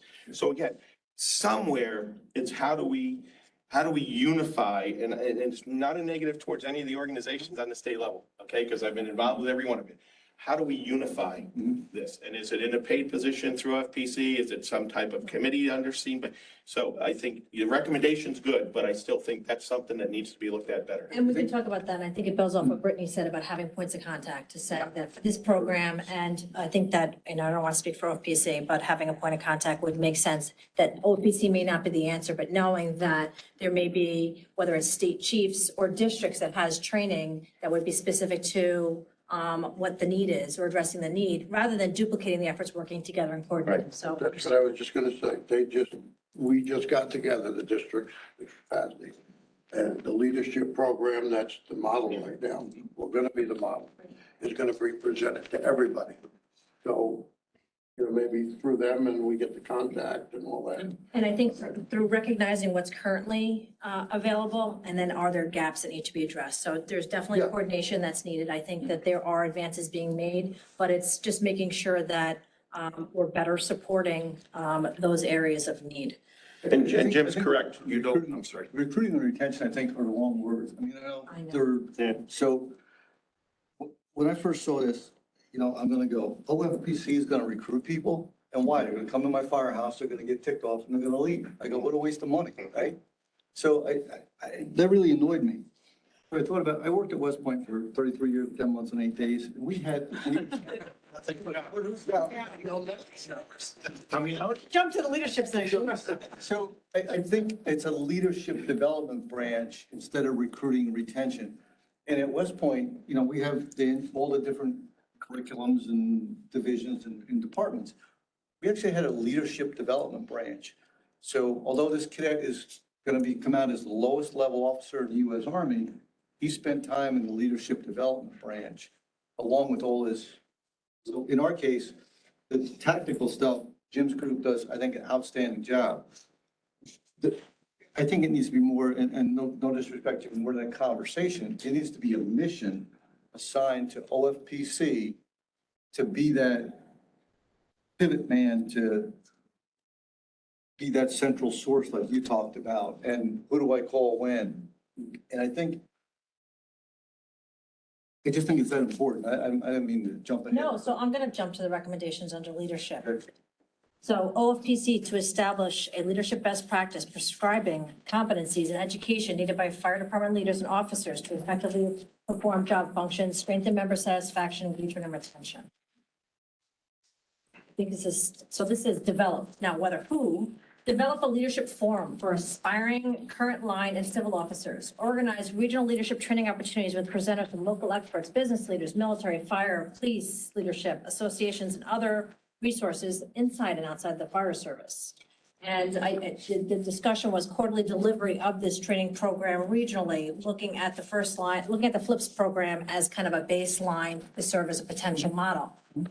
Expanding OFPC's fire officer training beyond just the JPRs to include leadership content, human resource management, interpersonal communications, and conflict resolution, and establishing mentorship programs within the fire departments to support entry into the fire department and increase membership retention. So those were the focus, understanding that based on discussion today, there's a desire that there be a point of contact coordination by OFPC, and we can include that. But I think these hit what has been discussed thus far. And again, I look at this, I don't want to say starting point, because a lot of work's been done before this task force. But from this task force forward, this is a really good starting point of how we can continue building off the successes and recognizing that things need to be done differently than they've been done in the past. So the challenges that exist today, we can't just necessarily throw money at the same solutions and expect them to work. So how can we do things a little different? And I think leadership is an area where it was ripe to address at higher levels as well as the local level. What might of our subcommittee was I don't know, we have a lot of ideas that don't necessarily work, but local training, not so much by an OFPC person, but I use my department as an example. We just spent, when we were talking about money before, my 1 square mile fire district just spent $2 million plus for 2 new rigs. And not one of the folks, or including our commissioners, knows that's going to affect our ISO rating, will affect every taxpayer in the district. So, for example, we could, at those local trainings, we bring in the ISO guy, we bring in, maybe an insurance guy, we bring in an HR guy from business to say, hey, this is what, and I didn't see OFPC, the committee didn't see OFPC doing that, but again, working like we talked with the organizations. And again, it was just a thought that, so we viewed it as kind of a different kind of training. Again, a tactical training is absolutely tremendous. But this was, and we looked at it as an opportunity for that local region of fire service leaders to sit and talk with each other like this, to socialize, have lunch, so it's kind of a social thing, but it's not. Yeah, because we discussed, you take commissioners, there's commissioners are being picked, I hate to say it, politicians. And they don't understand what the fire service is about. Yeah. I've been in some of these positions 30 years, and the smartest one I had was a school teacher, okay, because she understood. And that's the type of training you got to educate people before they get elected. Exactly. Same thing with a chief, working their way up. So I want to engage Syracuse. Bill, Felipe, we see you. I just want to make sure you have an opportunity to be heard if you have anything to add. I've all set, the topics and with the OFPC, we're good with it. There's a few things, if this does move forward, that we need, to work out. Leadership's a huge thing, as you mentioned, and best practices, I agree with them wholeheartedly. But unfortunately, on the local level, that's not a requirement. For me, I just kind of want to jump back to earlier conversations I know was heavy earlier in regards to high schools. Myself, I actually came from New York City, and when I moved up to upstate New York, I fell in love with the fire service because I joined the local fire department. So I do believe that high school awareness is key to possibly helping the volunteer service. I do want to clarify that when the subcommittee spoke about BFO and Firefighter One versus fire science, the concept of fire science was some of the high schools won't be capable of offering BFO Firefighter One.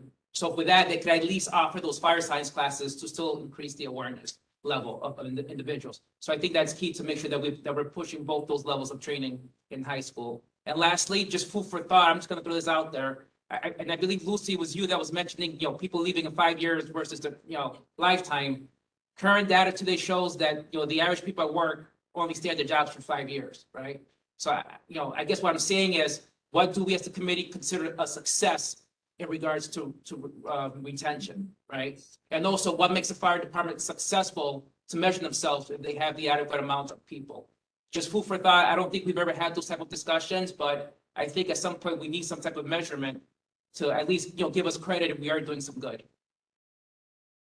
Thank you. Good point. John, this program that you guys came up with, I'm not on that committee. This is all the presidents of the association that put this all together.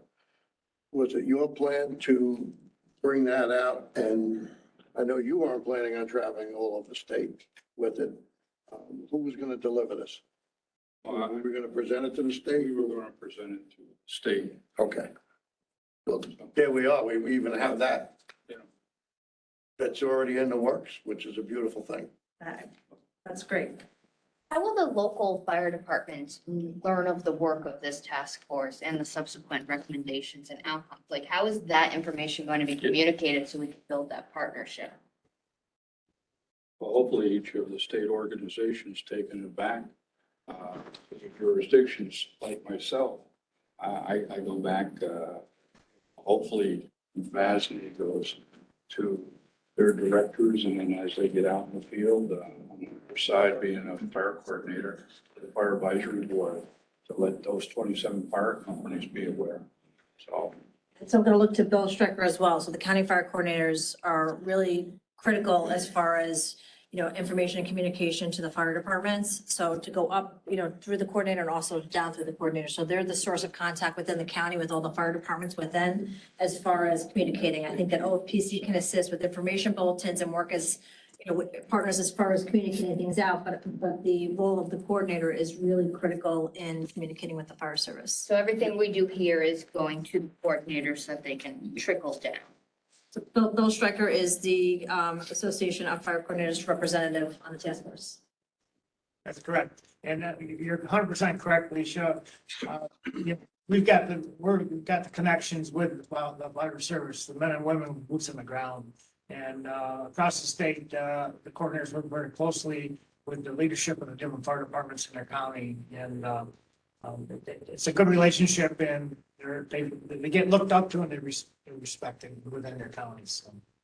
And in our county, our fire advisory board, I sit as recruitment. So every month there is a report from me as to what the state task force has been doing and sharing it with all the departments in Saratoga County. So that because they are interested, they do want to know, and they're constantly hounding me with, we need this. Probably through Speaking of needs, volunteer. the next section talks about new and existing recruitment, retention, benefits, incentives, and programs. I feel like there's not a lot of meat to explain this, rolling this out, because it's kind of what's there, what's currently existing, and then what more could we be doing? So identifying the existing incentives, and I know that there have been, advocacy related to increasing the tax exemption, increasing the personal tax income, allowing both tuition assistance, access to healthcare. So this is it almost is broad brushes what the existing incentives are, but it also doesn't recognize, or I think it recognizes that local fire departments also offer local incentives, but it doesn't speak to it because what the focus from our perspective was looking at what more we can do. So are the existing incentives sufficient? Are they bringing in, are they serving as the source for recruitment? Are they serving as a source for retention? I think that when we've talked about LoSAP and we've talked about the tax credits, it's something, but is it enough? And is it bringing in, is it keeping members? So what was discussed through the subcommittee primarily was identifying new programs at both the state and local level, where people were bringing anecdotes and experiences and local successes to this stage, which is going to be larger than at the local level, to drive initiatives such as limited compensation, whether it's on-call, response, part-time paid, but some sort of compensation to allow the volunteers, could be served as incentive, but also may be a relief valve for those who may be working 3 or 4 jobs, to allow them to then spend the time serving their local community as opposed to one of their jobs. So it would be limited compensation, which some of these do require legislation or action at larger levels. Limited compensation of volunteers, paid or unpaid leave for training. And what was raised was the leave for training was likened to how the National Guard gets leave. Some of these are big issues and big nuts to crack. So I'm throwing it out there, realizing that it would take a lot of work to see these through. Mortgage assistance, stipends for training, retirement credit, and health insurance subsidies. So I think if we could do this all today, we would be able to go home and be successful. So, but what I think is we need to continue the conversation on these. We need to look, because legislation gets proposed every year. Is it geared towards the right purpose, the right benefit, and is it going to result in improvement over time? And is it going to be something that can be for everybody? Yes. Well, I don't know that there's an answer for everybody, but okay. I'm just, for an example, tax credits, Yes. especially property tax credits, may work for those people own a house. I don't own a house, so I don't benefit from property tax credit. And that's what I hear when I'm out in the field. I think there are departments that have also looked at doing some of their own in-house incentive, but one of the blocking agents is VFBL. Yes. And the only way to fix that is through legislation. And in talking with Massachusetts and talking with Vermont and Pennsylvania from my committee, I know that that has been achieved. But a few weeks ago, talking to VFBL, you would think that it can't happen, but it's happened in other states. So The only state that. yeah, so that's one of the big blocks, even from the state standpoint of saying, yeah, we can do paid on call, which a number of states do, like Massachusetts, but we can't because VFBL blocks us. So you're right. There are things that are still going to take to move a little bit of a mountain. But I don't, everybody has their own ideas, but some are not good and some would be much better for everybody. So, and there's also, 5 on our agenda for Yeah, the it's legislative agenda. been on my agenda forever. see a copy of that later. So, and to build off of that, when you're talking about it has to be something for everybody, I think that there are programs that you see that those fire departments that can afford it do, and the ones that can't, don't. So we want to make sure that we're building out opportunities, programs, and incentives for all, and really geared towards what those needs are. So recognizing that there may be some incentives that would prove more successful than others. So I think we could write a whole report on just incentives. So this was identifying the existing ones, identifying those topics that were discussed, but they're all interesting, and I think would serve to help the fire service as it moves forward. In my mind, the pay for all seems to be the priority. I mean, like we have LoSAP, right? So when a guy's 60 years old, if he hasn't got his financial act in order, oh well. We're losing the 20 and 30-year-olds because they can't afford to stay in town. So I think my point is, can we make that a priority? I can't obviously speak for the group, but can we say that that's the priority, that let's hit that target first? Would everyone agree to that? Yeah, I think the paid on call is a huge, and it's the one I hear about the most. Yeah, that was my subcommittee and that was our general consensus. So, I mean, we gotta tell, I would assume we want to make recommendations on where to start. I think that's far ahead. I can't speak for everybody else. So, Excuse me, Madam Chair, I just got a text. Steve Klein is on. I just wanted you to be aware he's on the public side. he's on, oh, he's watching, okay. Hi, Steve. No, thank you. So here's, He just sent me a text. a little bit of background. The reason why we have to meet in person is the open meetings law changed, requiring us to meet in person before we can meet remote again.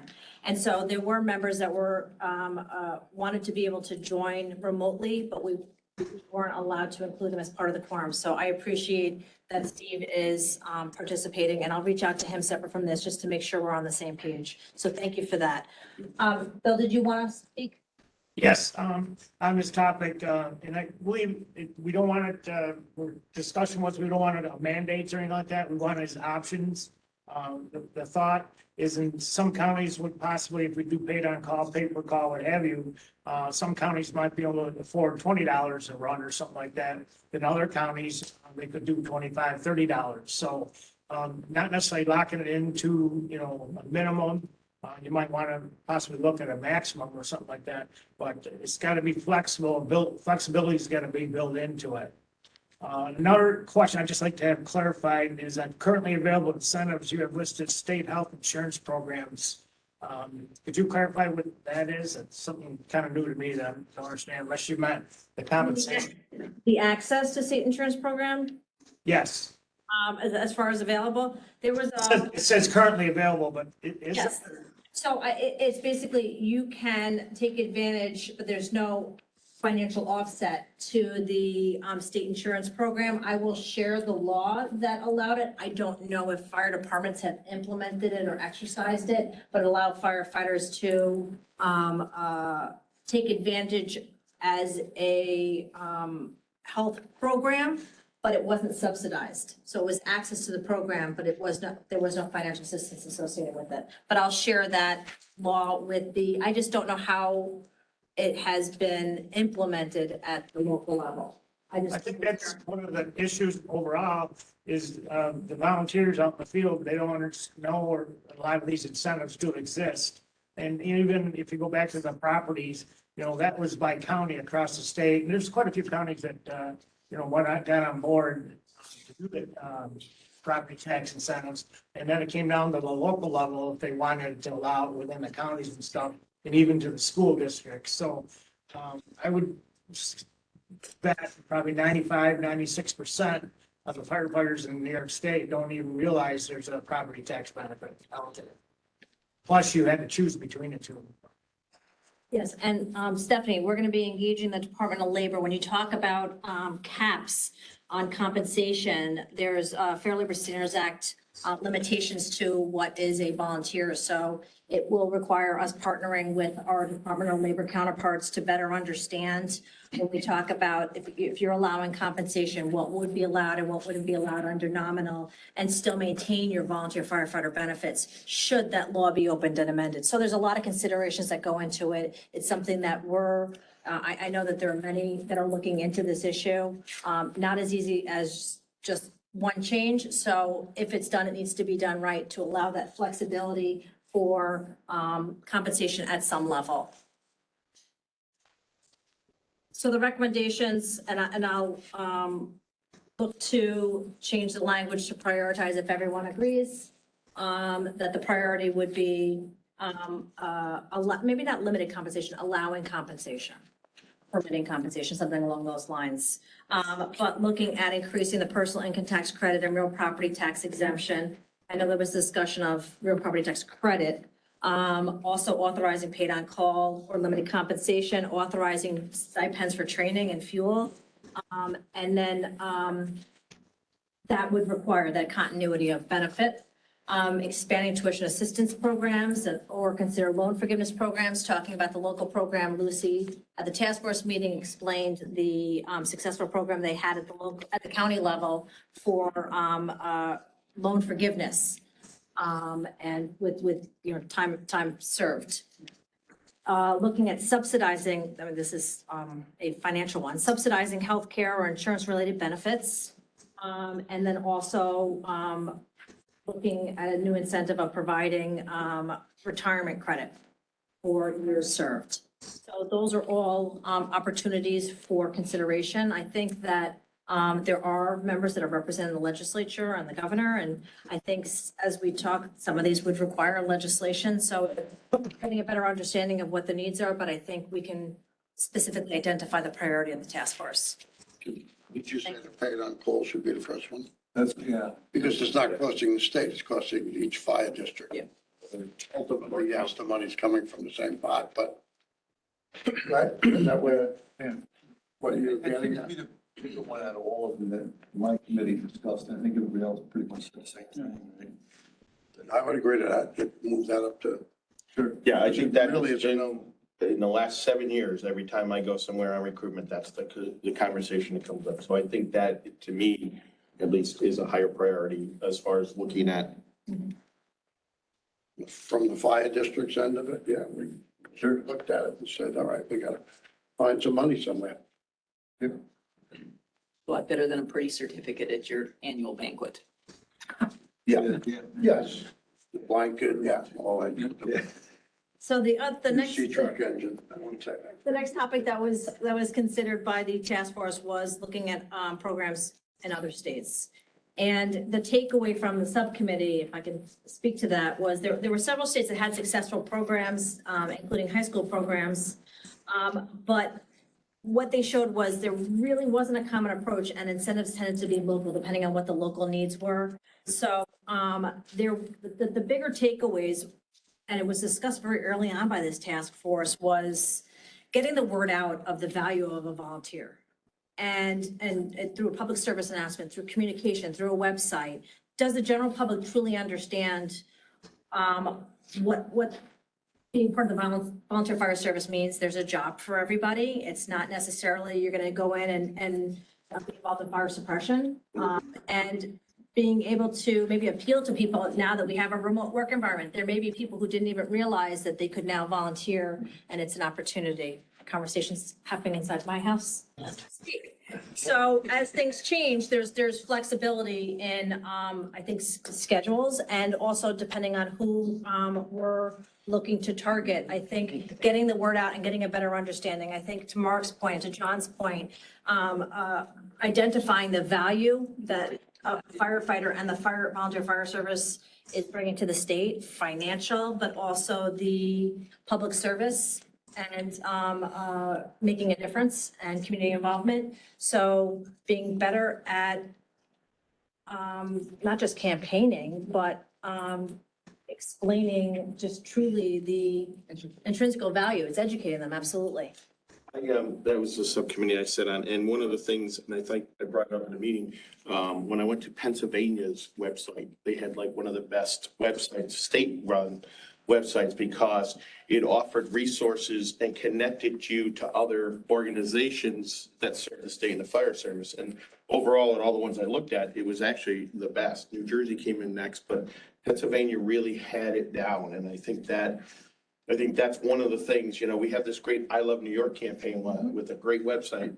Maybe we need to take that concept and get it into the emergency services and get those resources so that there's one place to direct everybody to.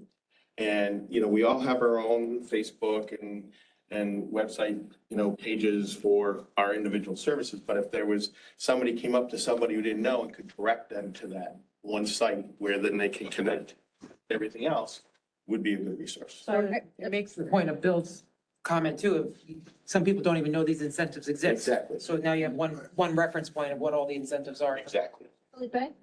Yeah, I just want to take this opportunity. I mean, the recruitment and the advertising is critical. I would attest to the fact that, we're talking about volunteers, but we're really looking at the fire service in general. Coming from a career department, normally when we have an open exam period, I normally have 1,200 applicants. Right now, I have an open period. We actually added an extra month, and I'm only at 550.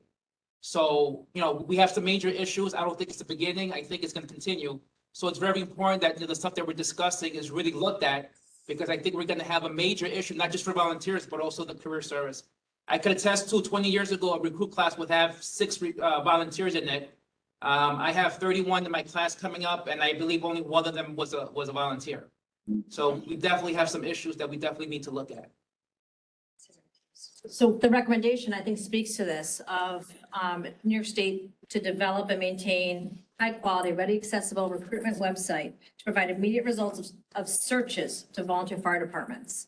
So looking at, and that there were resources provided here, National Fire Council, and looking at Pennsylvania and Connecticut as far as campaign and website, recruitment videos, the need to appeal to individuals as well as fire departments. And the second is OPC to work with fire service organizations to include other state practices in evaluating and recommending best practices. So as OPC looks to develop best practices in consultation with its partners, looking at the successes of other states. So that subcommittee report was interesting specifically because I think Pennsylvania and Connecticut had 2 programs worth looking at. Yeah. And again, and Jim said it, and we've all said it, there's not one glove that fits this whole thing. And you see that even in the other states. So it's, sharing ideas of what might work in, downstate doesn't work in, Red Creek, Monroe County, but if we can provide those resources for them to utilize or massage their way, I think it's very helpful. I don't know if it's appropriate at this point, but should we, in the recommendations, kind of suggest how this happened or how to make it happen? Like, if I was king, I'd say OFPC should have this leadership development branch and all the stuff we've been talking about should be in there, but he needs people to do it. So I hear the commissioner, and again, no disrespect, she says, we're willing to support it. And like Don says, show me the money. So again, I don't know the politics, and I certainly know the budget, and I don't want to get into Jim's knickers because they do. I guess my thought is OFPC does a great job with what we're talking about. And we give them another job, another mission, but fund it. We just can't say, hey, Jim, we want you to do this. So again, I don't know if this is I don't know what level we're at. I don't know, Mark, can we fund it? Well, I think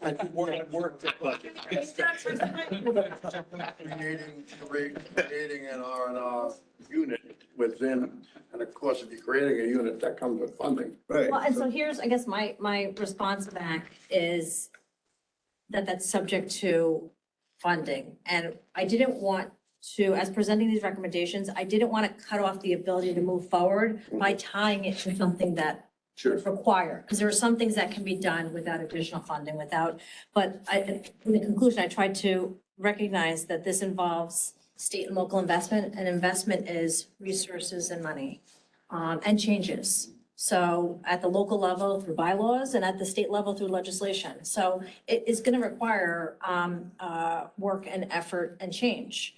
Just how fast and what is going to depend on, I think, the continuation of the work that was done today. And just let me mention that Florida one. It's not just a fire service academy. It's a public service academy. Right. So it's the whole gamut. In order to gain state funds, they work with the counties and they do fire, EMS, correction, police, sheriff. Anything that's a public service group, to get their money, they have to offer all those programs. So, I mean, there's some great stories down there. You'd like to meet that guy, John Wayne. You never thought you'd meet John Wayne. He's out of that academy.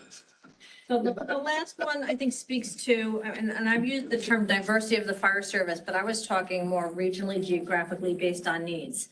But recruitment of volunteer firefighters from unrepresented and at-risk populations, this was very interesting as far as what the subcommittee brought forward when making recommendations of what more, and a lot of this speaks to the local fire departments, what they can do as far as understanding their community, meeting their community needs, outreach to the community, outreach to those that are underrepresented in the fire service, to include, particularly minority and women, and being able to engage with those groups, both going out of the firehouse and attending their meetings, as well as bringing different organizations into and allowing them to use the fire station, and then taking the opportunity to present volunteer opportunities. This recognizes, and this subcommittee recognized, that times have changed, households have changed, expectations and time demands have changed. And I think the bylaws within the fire departments, the subcommittee recommended that the bylaws need to reflect and be more flexible than they were 20 years ago or longer. And is there flexibility for new members? Is there flexibility to allow new members to meet their training requirements? If training and expectations and obligations are a barrier, an obstacle to volunteering, what more can be done at the local level? I understand job requirements to be able to safely perform the jobs and meet OSHA requirements or PESH requirements. But is there enough flexibility, as we were looking at our local pamphlet from the fire department of this is what's expected? And my husband repeated, oh, it's a meeting every other month as opposed to every month or every week. It's, training this often. So all of a sudden, it started the conversation of it's not as much as I expected, but it also depends on the department. So is the fire department taking a look internally as well to say what changes can be done at the local level? Also, consideration for non-operational roles. Again, there is a job and a role for everyone. We're not necessarily just talking about interior, exterior firefighters, but there's a number of support roles, reaching out to veterans, but engaging just the community generally, the community that's being represented. So the recommendation was using the census data to identify the current population, project current trends, attend diverse community events, heritage days, LGBTQ organization meetings, non-traditional organizations and meetings, just to, I think, better get the word out and engage the population. Next recommendation is reviewing bylaws to ensure they're current and flexible to address the environment of today's volunteers. The fire department partnering with realtors to engage new homeowners. That's a good one because I don't know that. And I think it would be new homeowners and renters to engage the population moving in. Engaging veterans organizations. And this was discussed, and I think it's relevant, is childcare at the firehouse, to address, to allow people to respond to the bell, respond to the call, knowing that they may have childcare needs. And bringing somebody to the firehouse to help engage and allow people to respond or fulfill those fire department activities. Any conversation or communication regarding those recommendations? This is a topic that gets me into trouble when I speak on the state level. But I'll say it here because I say it all the time. The fire service right now is its own worst enemy with that, okay? Plain and simple. There are departments out there that still have regulations from the 70s where they'll only bring people in every 3 months. And I say to them, if you want to put the fire out on somebody who walked in your door, filled out an application, ready to want to volunteer, then make them wait 3 months for you to bring them in because they're not coming back. They're done. The fire departments have to start looking within itself. They have to start looking at what worked in the 70s doesn't work today. What can we change a little bit to make it easier? Not lowering our standards all the way, no more than OFPC wants to do for training. But it is an issue that has to be addressed on the local level. And, some places get it, some places don't, but it is a hot topic. I mean, Who is making those decisions and doing that? The local officers and that department, the house and the line officers. So again, I think it comes back to leadership. If we expect changes at the local level, you have to educate the officers, house and It's line. also the fire district. So my fire district that I was part of when I was chief, our organization only took new members in if they were interior firefighters or EMTs, because we were fire department-based ambulance service. So you go to a VAC, they take people that aren't EMTs, that are drivers, attendants, everything else. But they wouldn't do it. I said, well, why don't we do it as an exterior? And my commissioners came back to me, there's no training for that. I'm like, well, there is. Let me explain to you what it is. And they refused to change their bylaws. And I said, you just get them into exterior. They may get they may all of a sudden realize, I want to do this. I mean, I joined the fire department as an EMT only person. I went to my first fire and said, nope, I'm doing that too. And look at where I am today. So it is what it is. You get them that little taste of it, and then if they develop the sickness that we all have, then it comes in. So it's so short-sighted on the department because we've always done it that way, and that's what it is. And you've got to get these people to realize that that's not working anymore. Our district did buy into it, and we wound up getting 2 retirees who moved into our community who are just drivers. And that means I take a qualified interior firefighter and I drive a to fight fire. Okay, that's the team of there's a job for everybody, because there is. And that is where departments need to start changing. So that leadership development branch that we were talking about, the subcommittee, and correct me if I'm wrong, John, viewed it from the guy that wants, or gal wants to be a lieutenant that isn't anything yet, to the people that are in the seats, the captains, lieutenants, chiefs, and commissioners, and maybe like in a village setting, the mayor or the village board. So I think all these things are great, but in my mind, my warped little mind, to affect change, we've got to educate all the people we just talked about. There's some underway. There's a cooperative effort with the associations to do some of that. They call it stay in your lane trainings. They just rolled it out down in Orange County. That speaks to that. So all those different. Yeah, it's like if state chiefs is doing hot training somewhere regionally, their idea is to run this program in parallel with it, so they can actually talk to the commissioners, to the village fathers, whatever, and even bring them over to give them a visual. This is the kind of training these people need to go through. This is why you need to spend $5,000 on a set of turnout gear. In the district training that is required, that 8-hour training, is anything discussed about, recruitment and retention? Yeah, a little bit. Not a great amount. There's so much in 8 hours, so you have. No, I know, I mean, No, I know it's a lot of it is. I will say that in our case, because we have a new commissioner who was appointed, and he went and took it in March, and has been in the fire service 20 years, and came out of that meeting and said, boy, did I learn a lot, and you guys really are right. So I do think commissioner's training is in the right direction, but if you could just get chiefs to take it, boy, would that be a big. Well, that's the next step, yeah.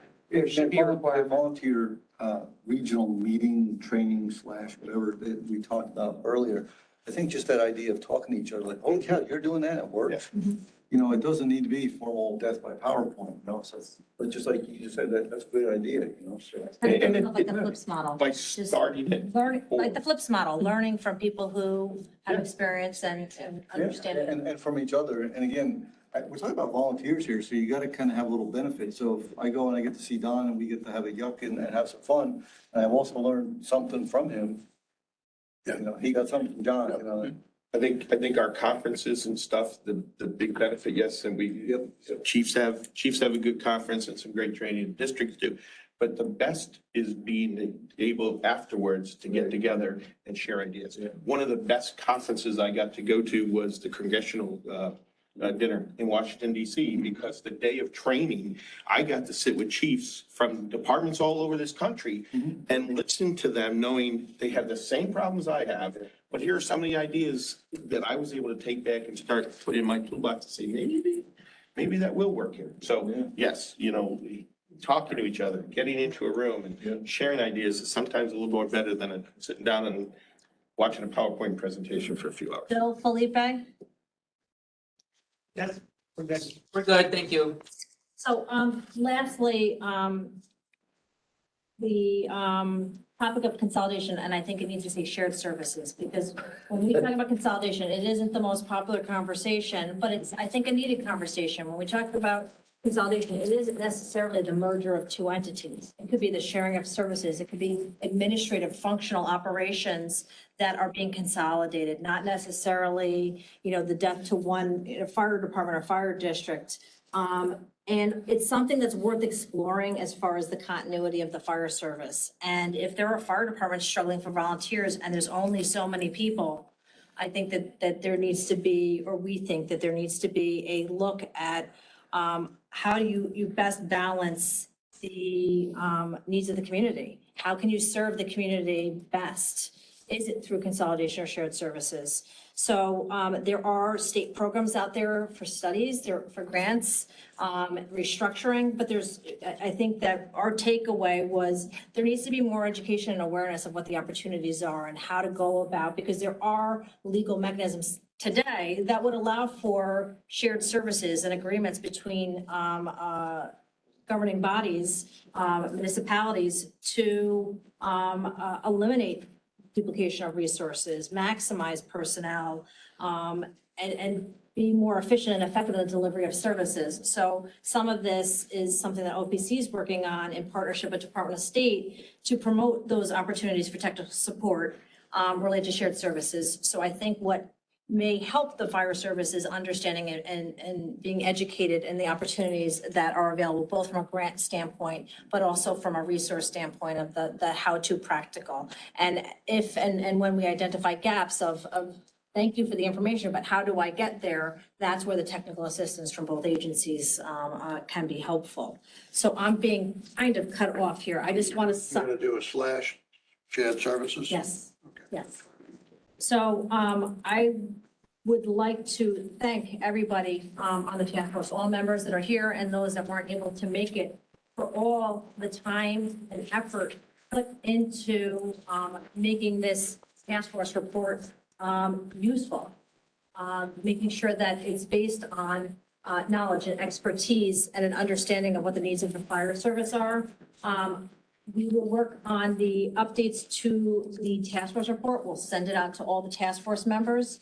If you have substantive changes or recommendations, please contact Jim or me. We'll be the points of contact as far as making sure that those changes and issues are addressed and included in the report. I personally look forward to continuing to work with you. I know OFPC does as well. That again, that this is the start of implementing these recommendations and making a difference. So, Share, no share, draft officially. no share, thank you. So once it's I'm final. just asking because I'm gonna get 10 phone calls on the way home. Well, that was what, I was nervous about sending out a draft going, is this gonna end up like on the news? Oh, officially, we're a So- committee, so. Well, and I think that at the end of the day, you're representing an organization, so it does make sense to go back to the organization on recommendations to say, are we missing anything? So I think that the strength of this report is going to be what we can bring into it. So if there are gaps or pieces missing in this report, please do not hesitate to reach out. If we can make it a better report and more user-friendly, it was meant to educate and prompt and make recommendations to the governor and legislature to say, we need to do more collectively. So thank you again. Thank you from Syracuse as well. Thank you, Felipe. Thank you, guys. Have a great day and we'll talk soon. Thank you. Thank you. I wasn't sure either. Yes, but. Started on the. Well, you're an organization. Yeah, yeah.